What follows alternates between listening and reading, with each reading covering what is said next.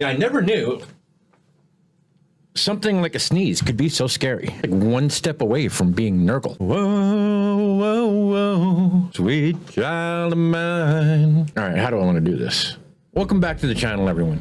So today, I am going to be working on a nice little 3D print I found on the interwebs. This little guy right here to be specific. And also give everyone some updates on my health and what's coming up for the channel in the next year. Blood for the blood god. Pink for the spruce bro. Espresso in my coffee cup. This past year, I actually apparently have been living with a persistent diverticulitis issue, which I thought were just a couple flare-ups. It was a lot more than that. Hopefully that's been dealt with though, because on November 14th, I wound up having some surgery, had my sigmoid colon removed.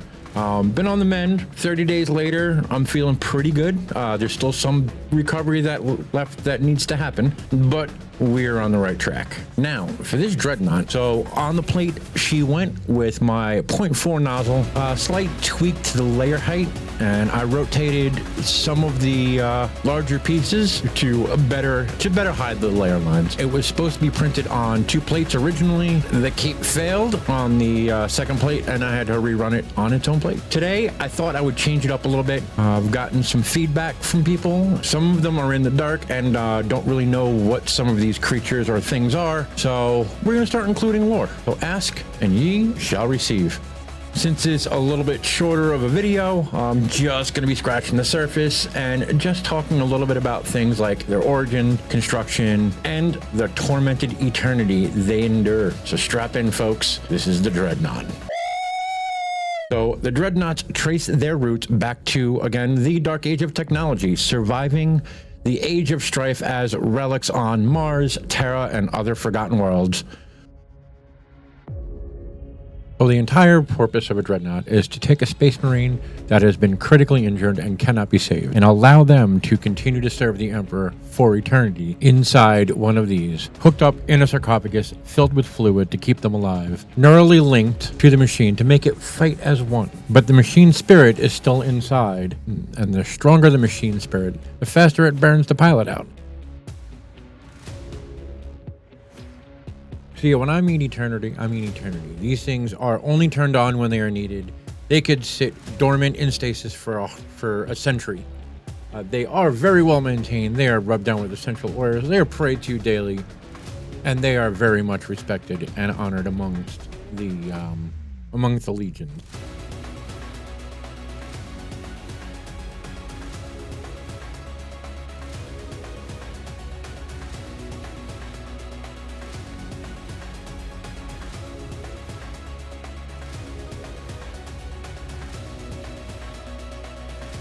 So the Contemptor pattern reigned supreme. It was a great workhorse through the Great Crusades. It was larger and deadlier than anything, and it was powered by volatile arc reactors that gave them unmatched speed and shielding. Legions like the Ultramarines and the Death Guard fielded them in spearhead assaults, but the Horus Heresy happened. Many of them fell on Isvan, Calth, and Terra, with traitor legions corrupting theirs into chaos abominations. Dreadnoughts like Huron Fall from the Death Guard and Ryan Lore of the Emperor's Children, once brothers, now clashed. So by the 41st millennium, the Mechanicum of Mars had ritualized their construction into myth. So on the battlefield, Dreadnoughts stand about 3.7 meters or 12.1 freedom units tall and around 12 tons. They anchor demi companies, so Devastators for fire support, assault squads for the charge, Venerables, like this guy, advise tactically. Their millennia of memory, a chapters of living history. So at this point, we are just test fitting to see which armaments we're going to put him in. Right now I have the, right now we have the arm with the twin bolter on it. I also have the missile pods, but I am not sure if I want to put the missile pods on because there is a significant more amount of post-processing that has to be done on that arm. But for right now, let's get a full test fit. We're going to get the legs put together. Quick little cleanup of all of the tree supports. We're going to stick his little flag in with his battle brother on top.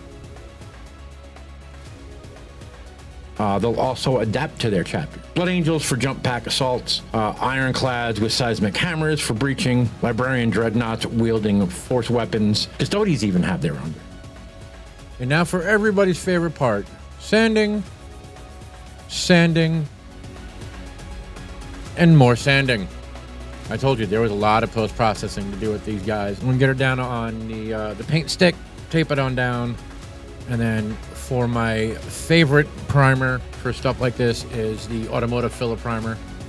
Don't mind the snow. We actually finally just had a break in the weather of -30 wind chills.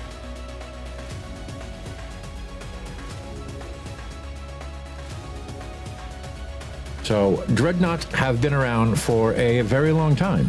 And now, so is mine. We still have to glue them down to the base. We have a completed Dreadnought, if you will.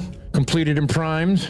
I will absolutely be waiting for an airbrush to finish that guy. But we will be painting this one up. For now, it's going to sit back here, right back there on the shelf, like that. So tune on in, folks. Next time, we're going to get some paint on it and maybe go a little further into the lore of the amazing Dreadnoughts. For everyone out there, thanks for hanging on around. Hit that like button, hit the subscribe button. If you want to see me painting these live on Twitch, come on down below. I got all the links in the description right down here somewhere. And I'll see you guys in the next one.